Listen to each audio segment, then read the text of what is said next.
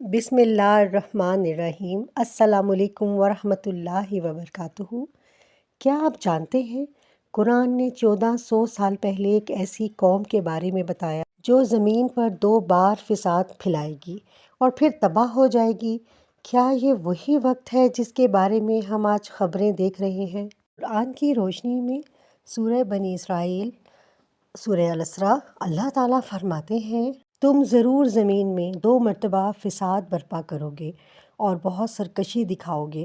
پھر جب پہلی وعید آئی تو ہم نے اپنے بندے تم پر مسلط کر دیے، اور پھر جب دوسری بار کا وعدہ آئے گا تو وہ تمہیں ذلیل کریں گے۔ سورہ الاسراء آیت نمبر 4 سے 7۔ مفسرین کے مطابق پہلا فساد وہ تھا جب بنی اسرائیل نے انبیاء کو قتل کیا، جن میں حضرت زکریا علیہ السلام اور حضرت یحییٰ علیہ السلام بھی شامل ہیں۔ اور دوسرا فساد بعض علماء کے مطابق آخری زمانے میں ہوگا۔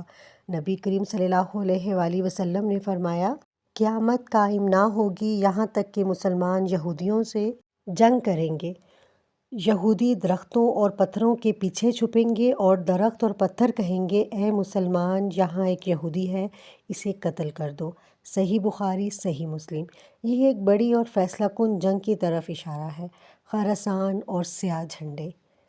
کچھ روایات میں آتا ہے کہ خراسان سے سیاہ جھنڈے اٹھیں گے۔ ابن ماجہ۔ اصل پیغام یہ ہے کہ یہ صرف کسی قوم کی تباہی کی بات نہیں، یہ اللہ کا قانون ہے۔ جب کوئی قوم ظلم، تکبر اور فساد میں حد سے بڑھ جائے تو اللہ اسے خود یا کسی اور کے ذریعے نیست و نابود کر دیتا ہے۔ آج اگر ہم یہ سوچ رہے ہیں کہ اسرائیل کو کون تباہ کرے گا، اصل پیغام یہ ہے کہ یہ صرف کسی قوم کی تباہی کی بات نہیں، یہ اللہ کا قانون ہے۔ جب کوئی قوم ظلم، تکبر اور فساد میں حد سے بڑھ جائے تو اللہ اسے خود یا کسی اور کے ذریعے نیست و نابود کر دیتا ہے۔ آج اگر ہم یہ سوچ رہے ہیں کہ اسرائیل کو کون تباہ کرے گا، تو اصل سوال یہ ہے کہ ہم خود اللہ کے مددگار بننے کے قابل ہیں، کیونکہ اللہ کی مدد صرف انہیں ملتی ہے جو خود اس کے دین پر قائم ہوتے ہیں۔ یہ جنگ صرف ہتھیاروں کی نہیں، یہ ایمان اور عمل کی جنگ ہے، اور یہ سلسلہ یہیں ختم نہیں ہوتا۔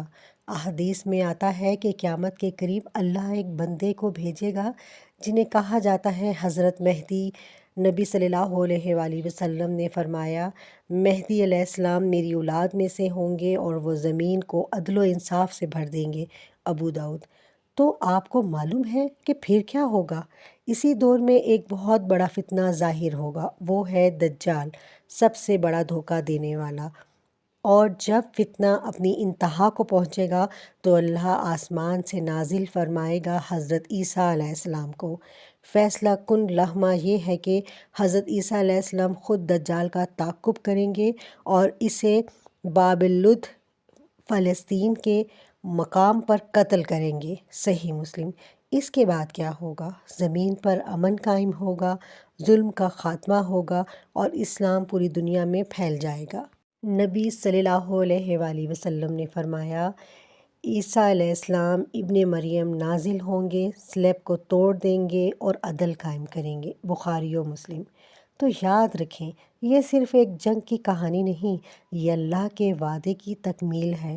اور سوال یہ نہیں کہ کون جیتے گا، بلکہ ایک سوال کا جواب جو ہم سب کے لیے جاننا بہت ضروری، وہ یہ ہے کہ قرآن میں براہ راست اسرائیل کا نام لے کر تباہی نہیں آیا، بلکہ اصول بیان ہوا ہے، ظلم کرنے والی قوم کا انجام برا ہوتا ہے۔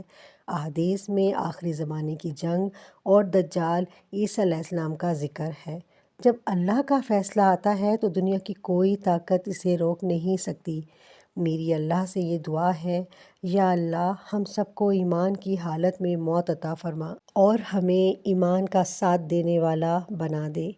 یا رب ہمیں ایسا نہ بنا کہ سب کچھ جانتے بوجھتے ہوئے بھی ہم حق کو جھٹلا دیں، بلکہ ہمیں ہمیشہ حق کا ساتھ دینے والا اور سچ پہ قائم رہنے والا بنا دے۔ آمین یا رب العالمین۔